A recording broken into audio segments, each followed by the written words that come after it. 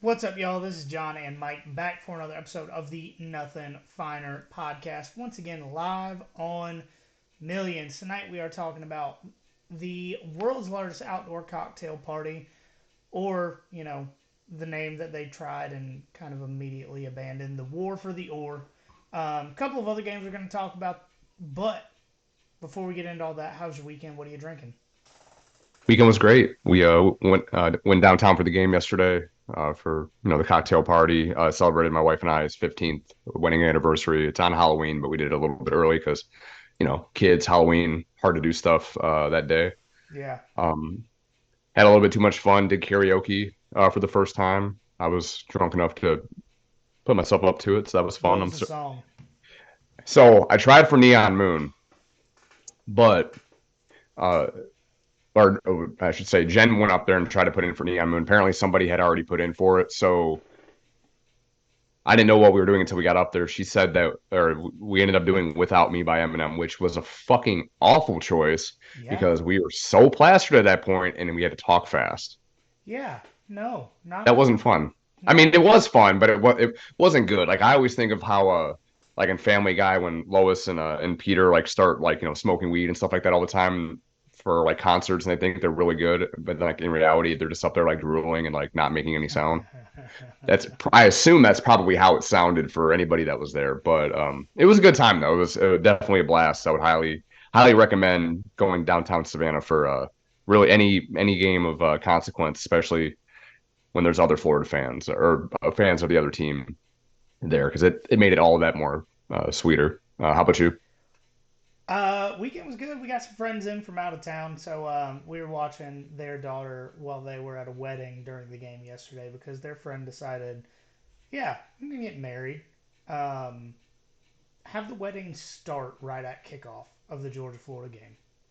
Um, So, was it a destination wedding? Like, do they live down here? their friends that got married do, yeah, yeah. Why?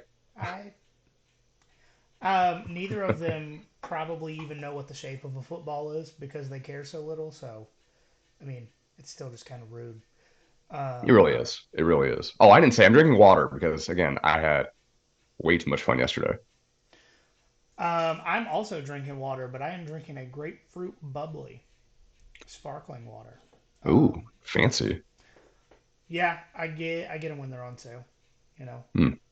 I've found that I like carbonation more than I actually like the taste of soda. Hmm. So I just get I'd have to the. try it. I can't do club soda. I don't know. I can't do it. So I will I'll try it say at some point. the citrus flavors actually taste the most like what they're supposed to. Hmm. That makes sense. And LaCroix or LaCroix or whatever it is, I'm sure you've seen the meme. It tastes like TV static with somebody yelling the name of a flavor from another room. It's that doesn't have flavor. Just Hmm. 100% honest. But Hmm. bubbly and then Kroger brand actually tastes pretty good. Okay, noted. Um, I did win mini golf today, so we're talking to a There you go. champion tonight. That's another one of those things that if you're drinking, you tend to be better at it, like that and like cornhole, in my I opinion. was sober.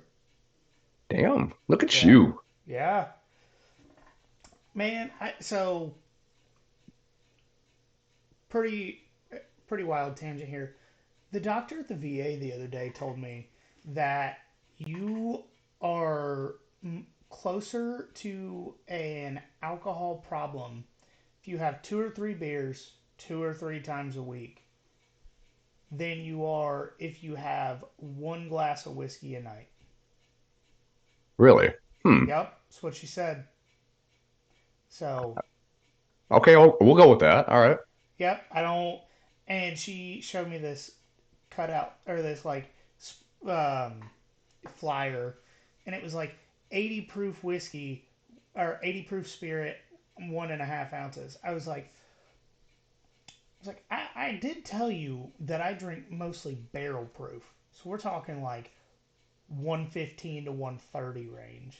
And she's like, yeah, I don't think it makes that much of a difference. Like, okay, I think it does, but okay. it definitely does. I'm like, yeah, no, it 100% does. Um, But what do we know? We're not doctors for the VA. hey, you know what they call the person that graduated lowest of their class Still a doctor. and more than likely works for the VA. But yeah, so let's get into this Georgia Florida game. Georgia 14 and a half point favorites. I think it dropped to 14 right before kickoff. Over under Mhm. 47. Um, as we all know by now, Georgia covered that 14 significantly. Also, almost hit the over by themselves. So the score went probably the exact opposite way I expected it to. Mhm. Um, I was thinking like a 24-20 kind of game where Georgia wins and doesn't cover and the under hits. And, you know, this is one of those weeks that I am very happy to be wrong. That's kind of why I went with Georgia covering that because it goes against conventional wisdom. Like usually, I want to say more often than not. I mean, this game is for as long as I can remember. And I know it has always been this way, but both teams come off a bye. Usually, it's a little bit sluggish to start. That was not the case, not at all. Florida came out guns blazing that first drive, and then was quiet for the next like what 35 minutes or so. Like so, yeah, Yeah, went against conventional wisdom. yeah. Um, Graham Mertz didn't look great. Did not Mm-mm, not anywhere close to what he did against South Carolina. We'll say that. definitely. Um, so we can add a third L to Florida at least this Yep. far into the season. They do actually have a very tough schedule in the back half, which is Mm-hmm. probably why they are what 5-3. It's Mm-hmm. probably why Well, they and I got think that. we talked about it at the end of the last pod with Bobby. I mean they have Arkansas this week, which should be a gimme. Arkansas is awful, but what at LSU and then At um Missouri. at Missouri and then at home against Florida State. So I mean they got a tough one or a tough again last third of the schedule here. Yeah, that's I as good as this Georgia team looks at times. I still do not want to play LSU. I Mm-hmm. don't. Mm-hmm. It will be interesting to see how this Bama and Auburn game. I'm sorry, shit, Bama and LSU game goes. It's in Tuscaloosa. We'll talk about it more on Wednesday when we record the preview pod. But yeah, LSU is really the only team I'm worried about. Not because I mean their defense is atrocious, but okay, again, Jaden Daniels. And Malik Neighbors is Mm-hmm, having the best season for a wide receiver. And behind mm-hmm. him, they have Brian Thomas. Who would have Uh, thought yeah. like 10 years ago that this would be even an option for LSU? Just having a pat, If you having would good have told receivers an outside of Odell. LSU fan in Mm-hmm, 2014, your best chance to beat Alabama is to not play defense and just put all of your eggs in the basket of offense. That's it. mm-hmm. You got to play just enough defenses. We can see. We'll talk about it later, but see how that has gone for USC. Yeah. Yeah, I mean, big time. Just F it. We're not even going to try playing defense. But like I said, we'll get into that later. But you mentioned Graham Mertz. Again, not a great game for him. 25 to 34, 230 yards, two touchdowns, and a fumble loss. He did also have a rushing touchdown for that. Florida's rushing attack only combined for 109 yards. So like one of the things I was worried about going to the game was Trevor Etienne, and he really didn't couldn't really get much going at all. I think they only had again. I think they only had 20 rushes or maybe 24, 25 rushes altogether as a team. I So got the box score pulled up. I'll tell you exactly what they had. So they had 25 carries for 109 yards. Montreal mm, Johnson 82, Trevor Etienne 42, and I know I'm going to pronounce this guy's first name wrong. And even though he is a Florida player, I'm going to apologize. Treyan Webb, Treyauun. Um, yeah, sounds right. 4 carries for 72 yards. And then Mhm. Graham Mertz had the only rushing touchdown of the day. So that's interesting. Yeah, with the we had kind of talked about it a little bit too with the rushing stats, kind of getting lumped in with like sack yardage. He had like negative 25 yards rushing, but he did have a touchdown. Negative 32. Oh, Um, there we go. yep, not a great look. I will say, somehow, some way, he still had 73% completion on the day, Mhm. which, Yeah, I mean he only missed out on 9 passes. I mean Ricky Pearsall again being the only guy real like receiver really worth a damn for them. 6 catches, 99 yards. But again, he really didn't do much until again garbage time for the most part. But I mean he still put up some stats. yeah, no, I think just about every program in the SEC would love to have Ricky Pearsall, Hmm. and I would include Georgia in that because it's he is he went from probably when he got to college, everybody thought it was going to be a long shot for him to be drafted. I think he is a day two guy at worst. Hmm. He's a taller lad, McConkey. Maybe not as fast, but Yeah, and yeah. he's a taller lad McConkey with George Pickens body control. Hmm. But luckily not George Pickens. Uh, Never mind. I was about to say I don't know if it's lucky because think about what George Pickens would have done in a Florida game.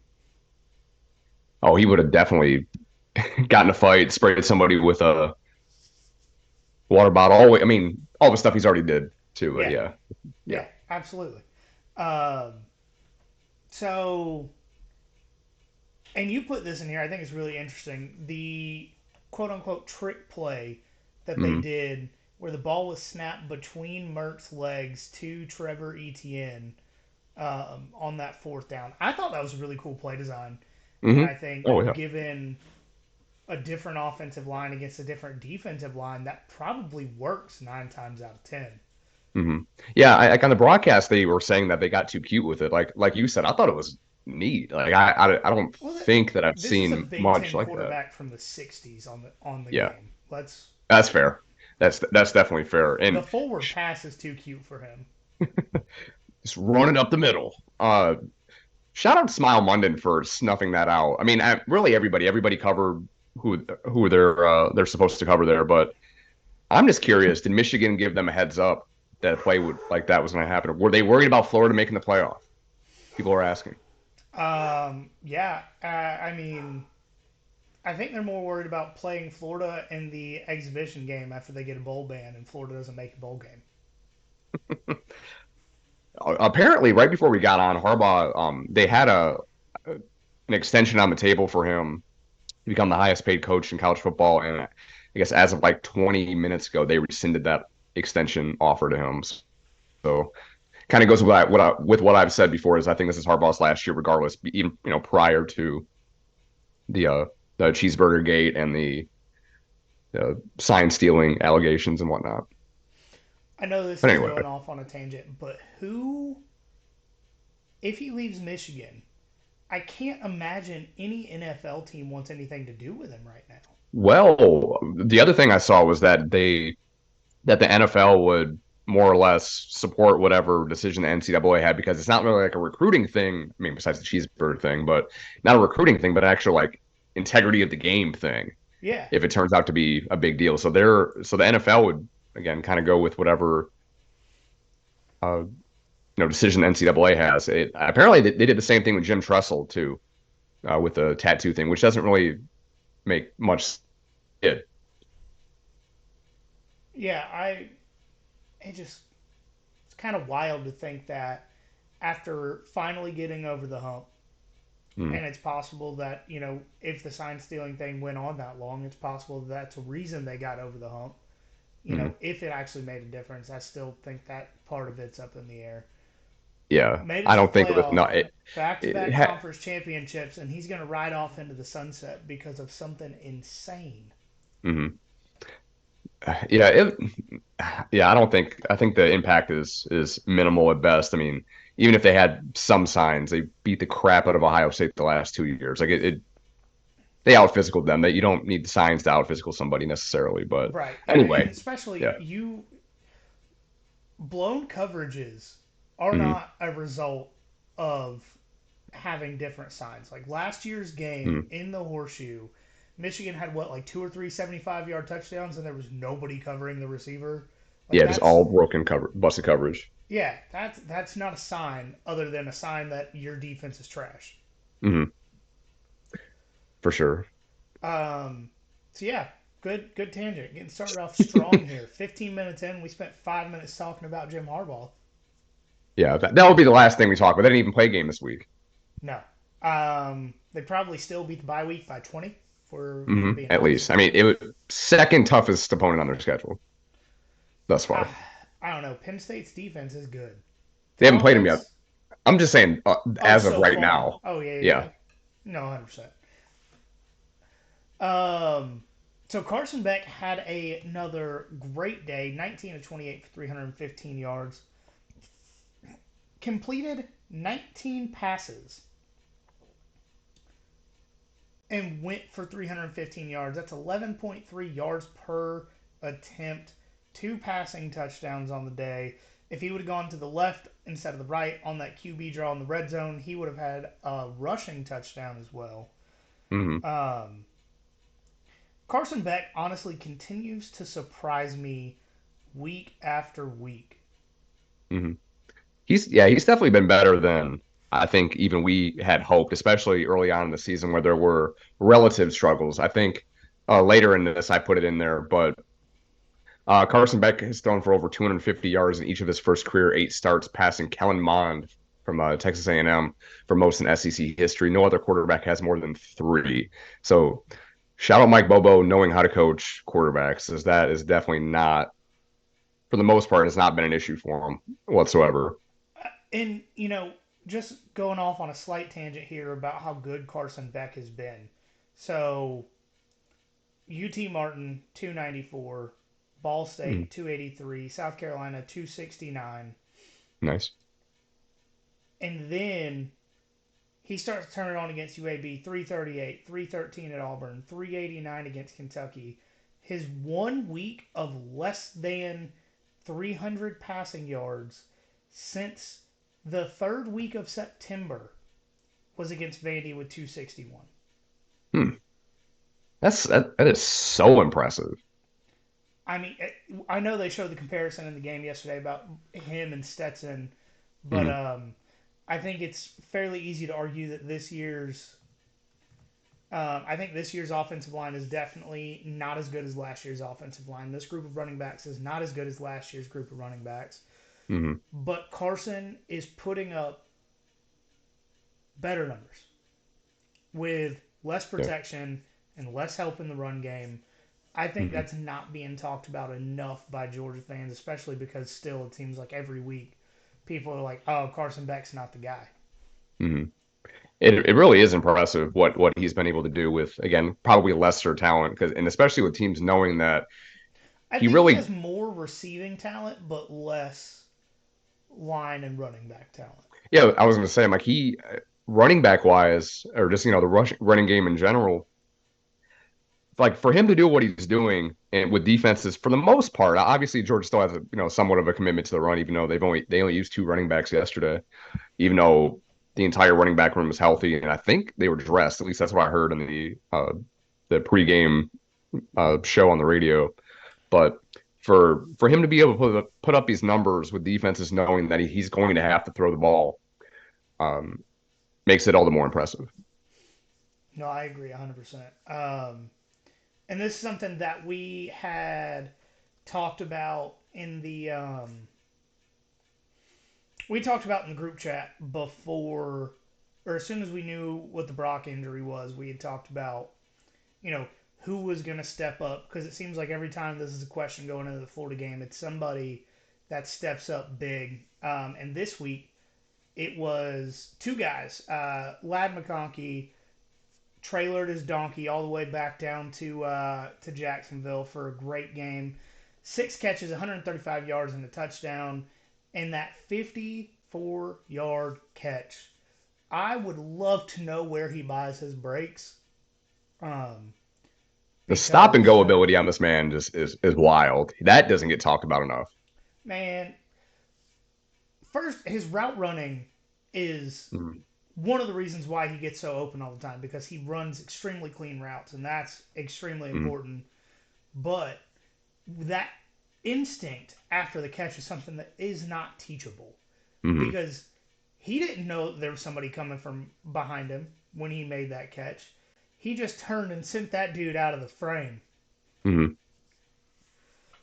I mean, without his ability to, stop and go and just kind of having that field sense, he turned probably a 20-yard reception into a 55-yard reception. I mean, it's nice. It's so good to see that because that again, that's probably a thing that Brock would, do for this team more so, and they had to obviously rely on a lad a little bit more in this, but he stepped up. Somehow, that's only his second 100-yard receiving game in his career. That's kind of mind blowing. I know, right? Do you know Yeah, the other one? 2021 Auburn. Yeah, that makes sense because he Mm, had that one like 80-yard touchdown yeah, and when that was kind everyone of was still questioning if Stetson Bennett was the guy.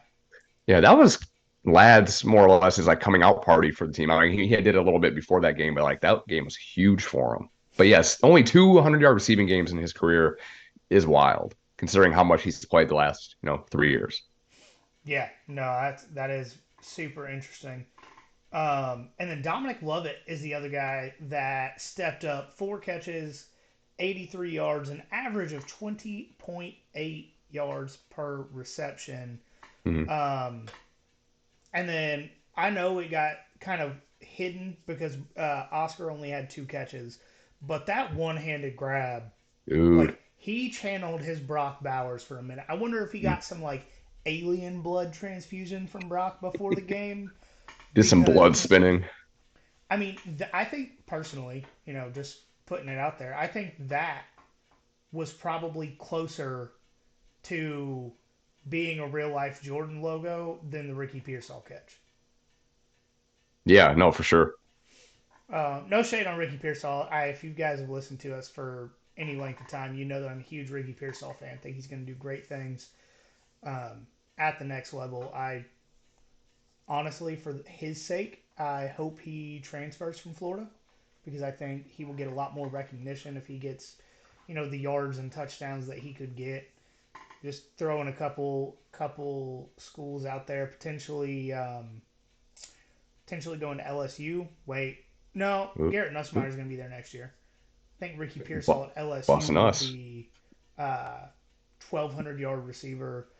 I think depending on who the quarterback is at Tennessee, I think he'd be really good. And obviously, there's Nico, schools outside of the SEC that I think he would do well at. Those are just the first two that popped up.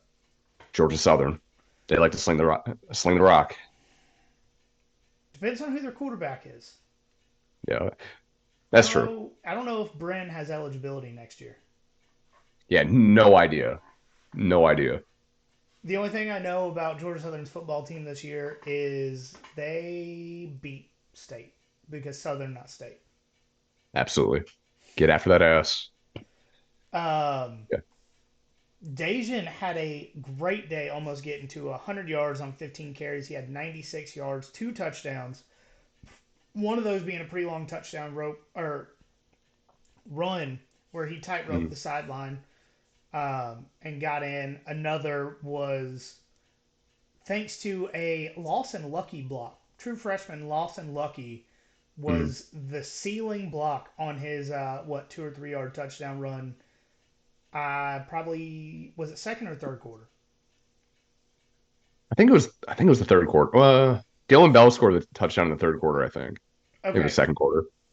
all right. So Dejan Edwards' second quarter touchdown. It was true freshman tight end Lawson Lucky who is getting the tight end two playing time behind Oscar Delp as a true freshman, which I think that says a lot, Mm. especially since he missed a lot of fall camp with an injury.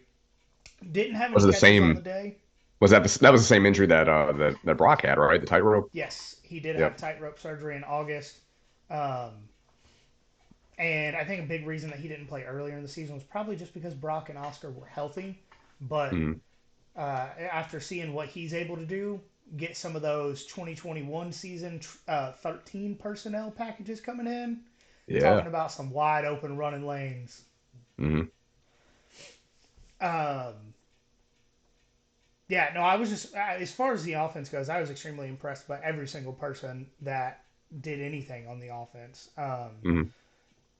Ra, while he only had one catch, I thought he did extremely well. Marcus Hmm. Rosemy-Jacksaint would have had a touchdown if Carson would have thrown that ball a little bit lower. But actually, something that Aaron Murray talked about before the game was being a Florida native playing for Georgia in that game. It's tough to manage your emotions on that first drive, and he Hmm. actually said expect some balls to be thrown a little high in the beginning of the game, and then once he gets into they'll start to get lower and more on target. And we saw that quite literally in the first drive. Um, Hmm. so, Aaron Murray might know a thing or two about playing quarterback at Georgia. Wild, Turns out that's wild. wild. Um, But Kendall Milton, though, I was surprised that he had as many carries as he had. He had 13 for 55 yards. And again, like it's only Kendall and Nation that had carries in this game, which Dylan is had two again carries. who did? Dylan Bell. Oh, yeah, that's true. I think he only had like 13 yards, kind of a Yeah. yeah. But this why was I know Roderick was I think he's finally back. Like I said earlier, everybody in that running back room dressed and I think traveled for this Everybody game. that isn't on a season-ending injury. Yeah, yeah, yeah. So I mean, Andrew Paul should have been there. Cash Jones, uh, Who? Cash Jones didn't play. Um, Wish he would have. and if he comes on the pod, he'll get that bump. It might be RB2 if they decide to put Kendall in bubble wrap. Like we keep asking, we need him to be healthy. We Hey, don't. he did not get Well, man. hurt. He had a good day running through tackles. It just Mhm. seemed like every time he came into the game, there were no running lanes. There was nothing. Mhm.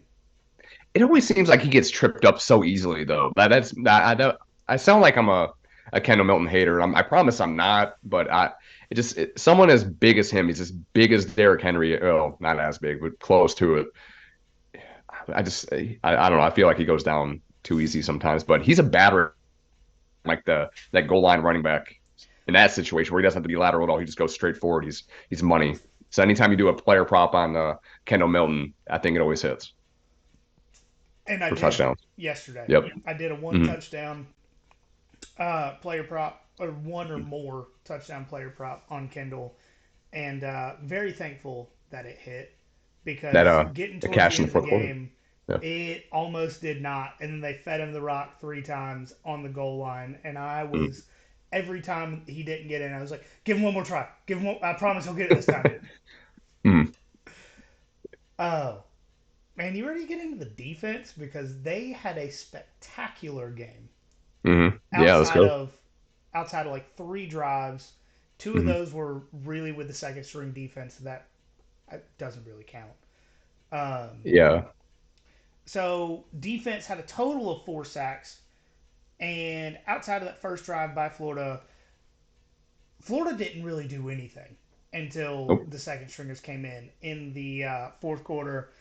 And this is something I talked about. I want to say it was with Candler last week. Tyrion Ingram Dawkins Yeah. being back. He had tightrope surgery too. I think it's something, things like the flu. It's just going around the locker room. Um, he came back from it and had a phenomenal game.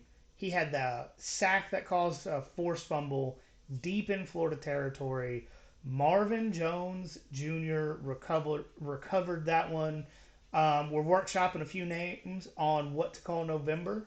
Um, so far, it's Beckvember, Ladvember, or Marvember for Marvin Jones Jr. You guys I let like the us know Marv what you one. like the best. Hmm. But Marvin Jones Jr. was making an impact on the game. He didn't fill up the stat sheet, but I don't really think it matters. With the Hmm. impact that he had, if there was a havoc rate stat on the box score, he would be at the top. Yeah. Yeah, he had a great game. Janelle Aguero blocked a punt for a safety, Hmm. which it almost looks like a touchdown at first instead of a Hmm. safety, but the ball immediately bounced into the white. Um, So It's honestly kind of surprising that that was the first blocked punt that we've had this season.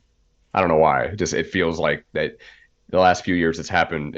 It was more frequent, or at least it happened earlier in the year. I don't know. I could be totally making that up, but it took a bit. no, I agree with you there, but I think you know I don't I don't get frustrated with not having blocked punts No, no, no, no. because I do think that everybody in the coaching staff knows every single team's throwing the kitchen sink at you. Every Mhm. single team. So you have to in those, potential trick plays when it comes to field goals, punts, that sort of thing, you've got to be prepared and play a little conservative as far as blocks go to make sure that they don't try and sneak something on the outside. And that's something that I plan on talking about this week when it comes to Mizzou there. Mhm. Because they like to do trick stuff for sure. I mean, they did that in the Kentucky game, 2 weeks ago or last week. Yes, and their punter looked like a better quarterback than Brady Cook did all of last season. Yeah. So Oh, for sure. Yeah, for sure. not this season, No, no, let Brady cook. last season. Yeah. Um, so you've got it here in the notes. I am 1-5 picking against the spread in Georgia games, and you are 3-3. Mhm. I will continue to be wrong if they keep winning. Like I don't care. Yeah, just keep picking against the spread, or not against. Keep not taking Georgia to cover, and then I think everybody will be happier. And it's funny too. Well, because like again, my principle of like 2 out of the last three or so with like the Kentucky game and then this one, it's like it doesn't feel like it's going to be a blowout, and then it turned out to be a blowout when conventional wisdom say it wouldn't be. So I'm just going to go with whatever I feel about going to the game. I'm going to just do the opposite. It's probably a solid bet, even though I still do have the Mark Richt anxiety syndrome. So. Yeah, that's fair.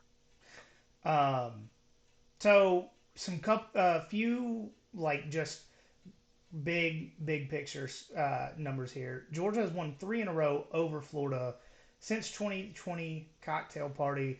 The Dogs have won 35 consecutive regular season games and 25 straight games overall, and have gone 41-1 since that Insane. 2020 loss.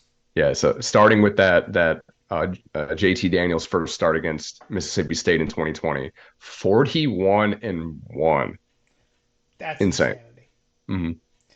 They Um, yeah, Go ahead. I was saying with that when the AP poll I guess it came out today, so they're already number one still. I assume I haven't looked at it because Yeah. again, at this point, it doesn't really matter. But Georgia also tied the 2001 2002 Miami Hurricanes at 20 consecutive weeks as the AP number one team in the country.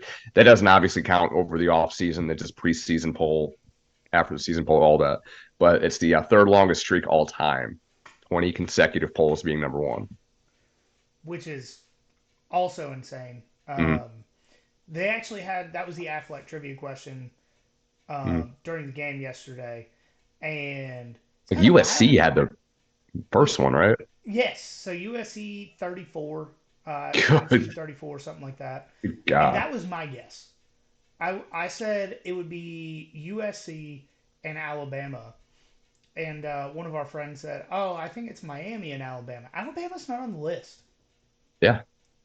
They are for SEC like winning streaks, not necessarily the poll one. Because I mean, Yeah, they yeah.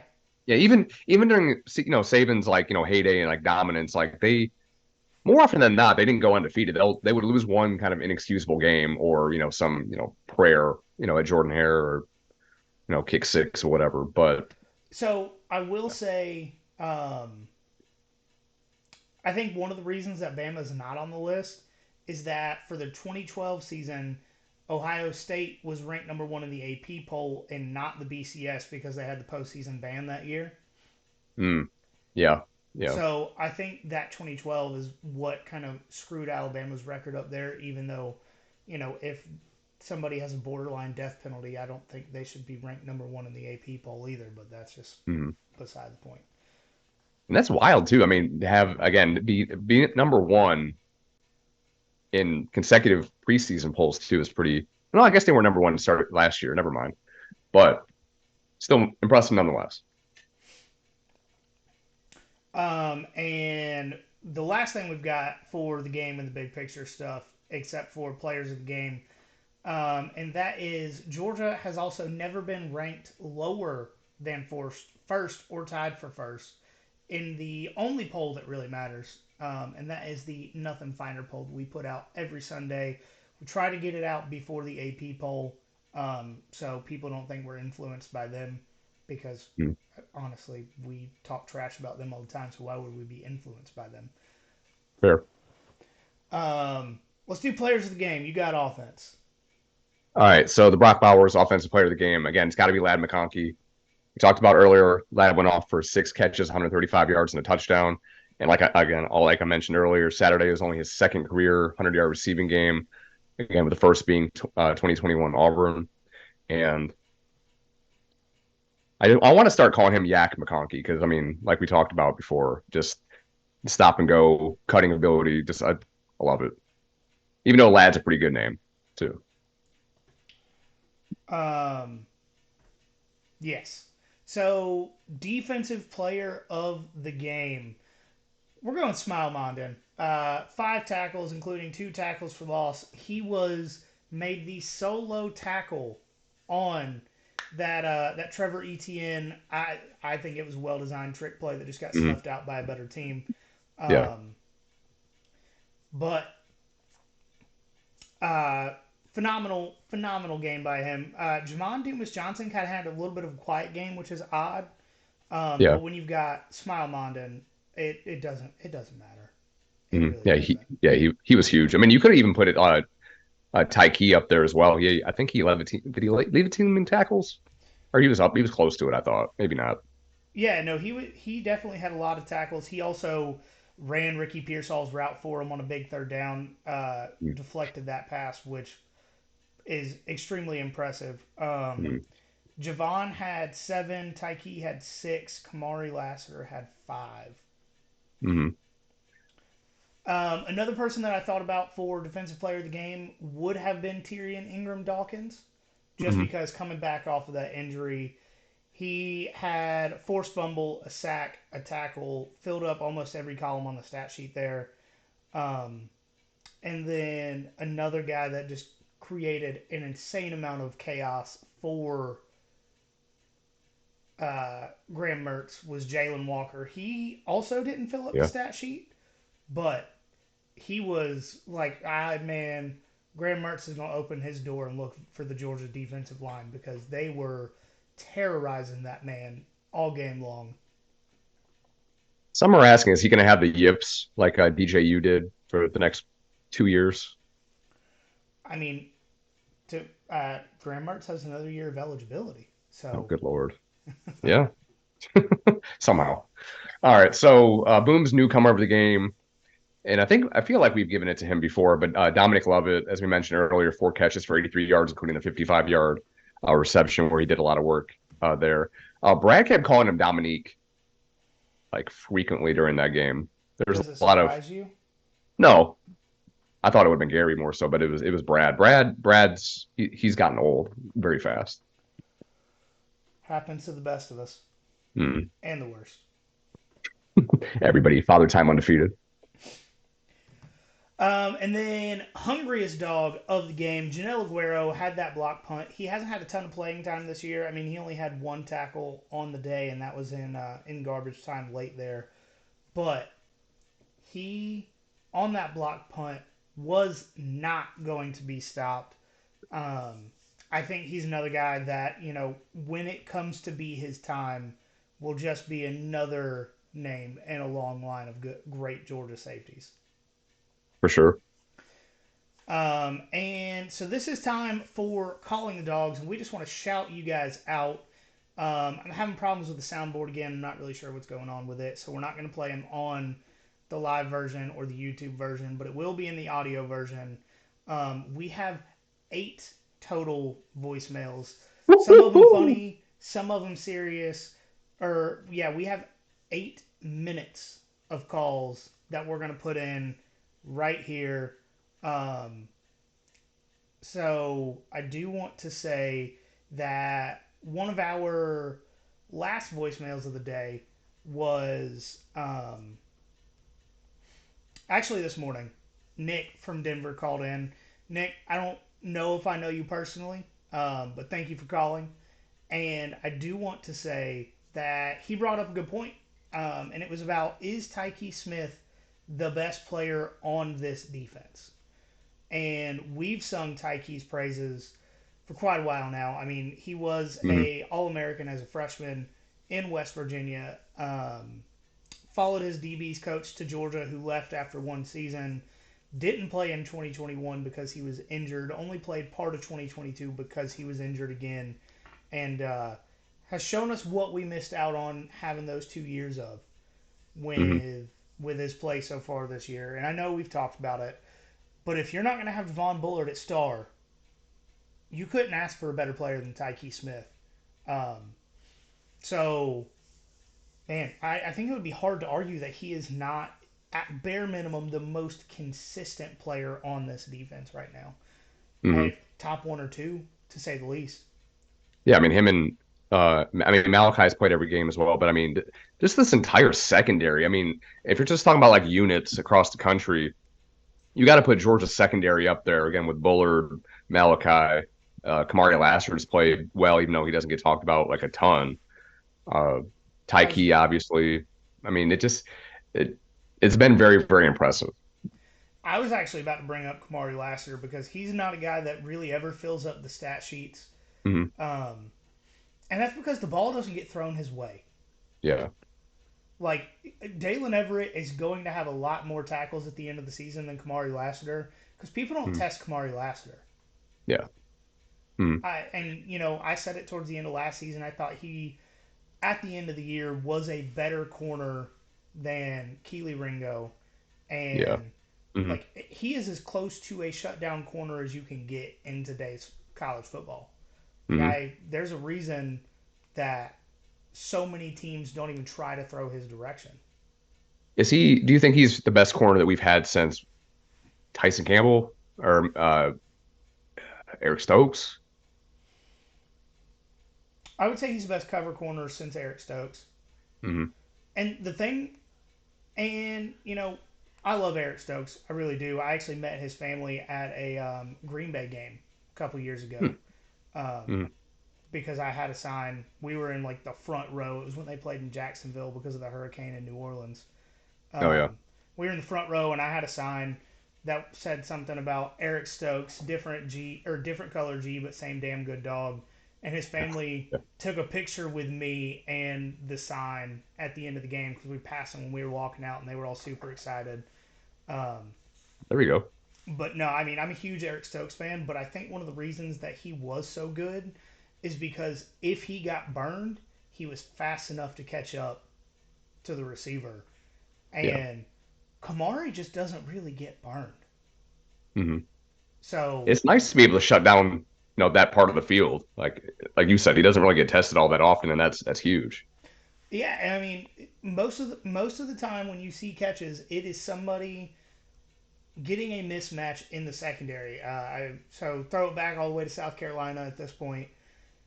Xavier Legette, his first, in that first half, almost every catch he had was because he was lined up or through motion, got to be on a linebacker. He was a linebacker's responsibility. Hmm. Most linebackers are not able to cover wide receivers. But if any of these guys get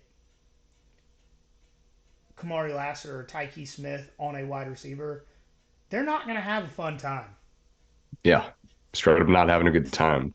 But Tyke, I think we talked about it before. He still has one more year of eligibility, but he keeps having the season he's having. He's not coming back. There's no reason for him to. I hope he does, but Yeah, I hope yeah. he doesn't have a reason to. Hmm. And then just one final shout out to the entire defense. 55 total tackles on the day, 4 sacks, 8 tackles for loss, and 2 passes defended. Yeah. Like, that's the stat sheet. If you pull up ESPN and I've got a big phone. I have a Galaxy S23 Ultra, so a giant phone screen. If you pull up box score on ESPN, you have to scroll to get through every single player that had a defensive stat. It doesn't fit on one page of my phone. Mhm. That's a damn good day. It is. That's one thing we've talked about a lot too. Is there's not anyone that's like overly dominating the stat sheet because obviously there's so much rotation. Everybody does their part. The starless defense like it had been the last few years, even though there's plenty of names on this defense. But yeah, no one too dominating like stat sheet wise, and we want to keep it that way because obviously it's resulted very well for us the last couple of years, including this year. Yeah. If only Bear Alexander cared about draft picks instead of people knowing his name, you know, Yeah, what could have been. where will he be next year? Who knows? Not, I don't think he does. no, definitely not. So moving on, actually out to the Pac-12, not the USC game, but Oregon 6.5 point favorites at Utah, over under 48.5. Um, Oregon just beat the brakes off of Utah. Mhm. I know it was at Utah. College game day was at Utah. Um, Oregon has something to prove after that Washington loss, Yeah, and you know 35-6, while 35 points isn't all that impressive, it's 35 points against a really good Utah defense where, the preseason best offense in the country didn't put up 35 points the week before. yeah. Hmm. Um, so I don't think we're going to spend too much time on this one, but I Oregon's will. just out here making constant statements. Yeah, I will say it depending on how the rest of the season shakes out. If Oregon doesn't make the Pac-12 championship, that's disgusting. Like because USC technically is still second because they only have one conference loss, but I mean it'll end up shaking itself out. But Oregon is by far the best team out there. I think at I, this point. yeah, I would agree with you, especially with the last 2 weeks that Washington's had. Obviously Washington's my bandwagon team, but Hmm. you know, I can't ignore the last 2 weeks. Yeah, yeah, it's definitely put a damper on them. I mean, and I think our first nothing final poll they were 1A or 1B depending on how you wanted Yeah. to look at it. So they've fallen off a little bit, even though they haven't lost a game. A couple of other teams that fell off. Tennessee, 3.5 point favorites going to Lexington, over under 51.5. Um, Tennessee ended up winning this game 33-27, so they covered that 3.5. There was nothing fun about this game. No, no. It was, it felt gross. Hmm. Uh, Joe Milton, 18-21 for 221 yards and a touchdown. Um, he completed 85% of his passes, but the big function of that is because the run game was actually really good against Kentucky, Hmm. and he only had to attempt 21 passes. Yeah. I mean, we saw the caliber of play he had against Florida when they were able to stop his run game. So I don't know if Joe Milton's good. I honestly don't know if he's bad. I just, He's mid. yeah, Joe Midton. Joe Midton. Midton. Perfect. He's not going to beat you. We know I that much I do know. Yeah. He's not going to be the reason why you win He doesn't do enough deadlifts to put the team on his back. Let's just say that. for sure. He's always doing them curls for the 93-yard throws. I'll say curls get the girls. Yeah. I, I don't know. I'm so like the jury's still out on Joe Milton because he hasn't proven anything other than what we already know. Hmm. Like Joe Milton, yeah, cool. He doesn't throw a lot of interceptions. Hmm. Yeah, cool. He can throw an 80-yard pass. But like that's the extent of what he has shown consistently. Yeah. Um, does it scare you that Georgia has to go to Knoxville to play Tennessee? only slightly just because I assume it's probably going to be a night game. Uh, just I mean, granted, it's been a few years. What it's been since what 2015 since they've lost a game in Knoxville. Yes. So it's been a bit, been 8 years. Um, and with that said, I mean the last few games, especially in Knoxville, haven't been very close, and this team is obviously well not as good as last year. That game was in Athens, but of Georgia's remaining games, this Tennessee game probably scares me the least amount. Even Tech. I mean, shout out Tech. Two top 25 wins, shocking UNC um, in Atlanta. UNC was an 11 and a half point favorite.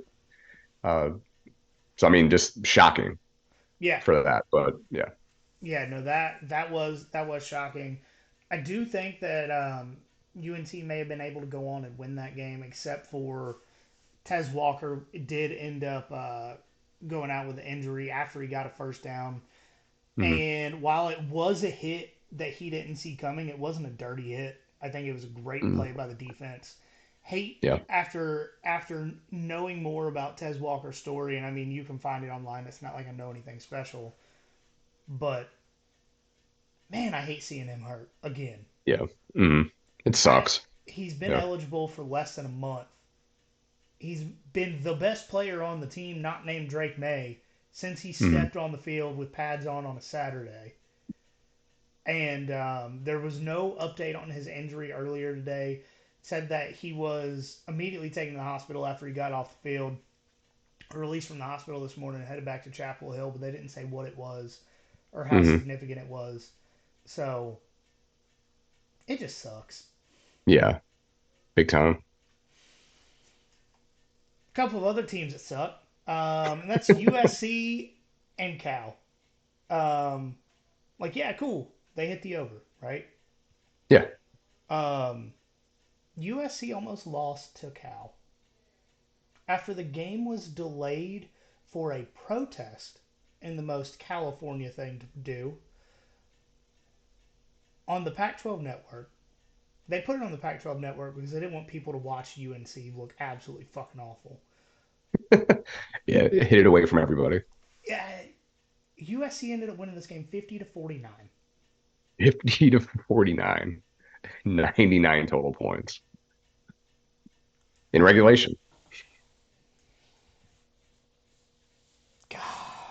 If you're not watching a YouTube video, I just took my hat off and rubbed my face because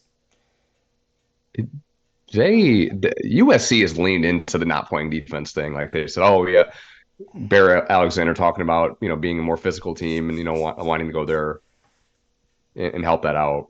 But good God, they not even pretending to play defense at this point. Cal, what did they score against freaking Auburn? Like 10. 3-10. It Okay, was 14-10. Auburn won that game 14-10. 14-10. Put up 49. Team, one of the teams that nobody even wants from the Pac-12. Yeah. Well, people want their academics. Yeah, they want to just have the Berkeley part of a part of the conference, but not necessarily the athletics part. Would you like to know the only time this season that Cal has put up? There's two times before Saturday that Cal put up more than 32 points. One was against North Texas, one was against Oregon State, Mhm. and then the third time was against USC. The Oregon State one might be a little bit more not impressive than the USC one, but that's wild. Wow. Yeah, I don't know what to say. How is USC still ranked? Like, granted, Really. they didn't lose. Mhm. They didn't lose. But the way just the way they played against lesser competition, like again against Cal only winning by 1 point, you get embarrassed against Notre Dame, but Notre Dame that looks like they're a good team. Um, well, Arizona, they barely, Arizona yeah, State, mm, Colorado. all of these teams that are going to finish the season under 500. Arizona may not. They with Noah Fafita, they're actually a really good team. Yeah. But Arizona State and Colorado are probably finishing the season under 500. Hmm. And these teams not only took you down to the wire, but took you down to the last atom of the wire to barely lose these games. Hmm. I don't. It's insanity. Hmm. Like things that you and I ruled out before the season started. Caleb Williams not winning the Heisman. Yep. USC's defense not good. USC not making the playoff, probably not even making the Pac-12 championship, and it's Well, taken until week 9 mhm. for all of these talking heads around the country to realize this, and somehow they are still ranked. Barely. They're 24th, but it just by the skin of their teeth, still there. They're I coming. think you could make an argument they're currently the fourth best team in the Pac-12. Oh, for sure. Washington, Oregon, Utah, Oregon Okay, State. maybe fifth, maybe Yeah. fifth or sixth. I think Hmm. because, for being honest, I think Arizona is a more complete football team. At this point, they're playing lights out. They beat Oregon State. Yeah. But with all that said, I mean USC is still in second place in the Pac-12. Again, it's going to shake itself out. I think they play Oregon soon, if not this week. So, Let's. I already got ESPN pulled up. Let's see. mm, I just. I don't. If someone out there knows why people are so in love with um, with USC, please let me know. No, USC plays Washington this week, oh, okay. So and where's it then at? Isn't it a Oregon lot? next week, That's a gauntlet. Good Lord. So they'll uh, definitely not be ranked. and then UCLA the week after that. So they play Mm, 3 Pac-12 teams ranked higher than them in the next 3 weeks. yeah. Woo. And they could just screw it all up and still make the Pac-12 championship, even though, again, think of them as like maybe the fifth or sixth best team in that conference. So wild last year for them for that conference. Man, I'm so tired of USC. I can't wait till they go 6-6 in the Big Ten next year. And yes, Hmm. that is me being nice to the Big Ten. Yeah, and most when teams change conferences, they tend to struggle. I mean, look at all the newcomers in the Big 12. They are all just complete ass right now, and Nebraska hasn't let it up. Missouri, I mean, Missouri's probably been the best of the new teams that are that last big wave of realignment. I mean, they made the SEC championship 2 years in a row. Outside of that, Um, changing conferences hasn't necessarily been great for most teams. let's absolutely not throw shade on James Madison. It's a freaking crime that they can't go to a bowl game or play in the postseason at all. I don't know if this is the last year or if it goes for next year because they made the move from FCS to FBS. But the Dukes, they're good. Killing it. So good. Mm. Christopher Smith in the Nothing Finder poll ranked them twice. And Maybe speaking of, you if rank you the guys want president to and then take run the poll. part of the Nothing Finder poll, send us a message. But also, if you're going to take part, and this is for people that are even currently in taking part of the poll, double check your ranking before you send it to me. Because next week, I'm not asking you 2 or 3 times if your ranking is right. I'm just going to have you looking stupid. Like, Oh if well, Michigan loses next week, I don't know who they're playing. But if they lose next week and you keep them at 2, okay, is who what it do they? is. I'm not chasing down the 6 different people because they didn't want to double check a list. Are we? I don't. I think I don't. I can't remember if we talked about it or not. Are we gonna do a playoff poll instead of a top 25? So I think we're gonna keep doing our top 25, but Okay. um, Do you want to guess what the committee's going to do for their top four, real quick? Well, if it goes by like Heather Dinich in those clowns that I was watching earlier, they're gonna not really look at anything. But I think that the actual committee itself, the ones that are worth a damn, I still think they're gonna go Georgia number one. Again, 20 consecutive weeks being the number one team in the AP poll, so they'll go Georgia one. Back to back national champions. Georgia's Yeah, got to be that. one. Mhm. There's no reason that they should be left out. Even if they're not one, they're two. But we all know they're one. Georgia one. They may go Ohio State second, to be honest. I don't know. I don't know what the feeling is about Michigan amongst them. Obviously, we're going to find out on Tuesday. So I mean, Michigan's got they're going to be two or three, or just not even in the top, four or top six, depending on how they feel about the whole scandal. But we won't get into that. Um, but again, Georgia, Ohio State, Michigan, and then I guess Florida State. But Yeah, and I think because that's the same top four I have. I think mm, because Ohio State has wins over ranked teams, yeah, I think they're going to take the two spot. I and think you're not going to get an argument out of me on that for sure. I agree with I that. truly think that Michigan is a significantly better team than Ohio State. I think Mm-hmm. if you look at it position by position, the only thing that Ohio State has better is wide receivers. And Mm-hmm. they can't all stay on the field at the same time, so what does it really matter? Right. Mm-hmm. Um, I think Michigan's got to be three. I don't think you can discount that they've won every single game this year by 20 or more points. I don't think Mm-hmm. you can discount how well they're doing on both offense and defense. They made the playoffs and won the conference for the last 2 years. I I personally think they should be two. I mean, that's what I put them in our poll that we put out this morning. Same. Um, but they'll probably put them at three, and then I think Florida State will be four over Washington because it's going to be a "What have you done for me lately?" thing, and Washington has not looked great over the last 2 weeks. Yeah, I would say maybe like 5, 6 would be like Oregon, Washington. Yeah, I think you're probably right there Yeah. because I think if Oklahoma had lost to maybe a ranked team or Mm-hmm. um, a team that didn't lose to Oklahoma State the week after that Oklahoma State lost to South Alabama, Mm-hmm. it might be a different story. But Oregon's 100% the best one-loss team in the country. Yeah.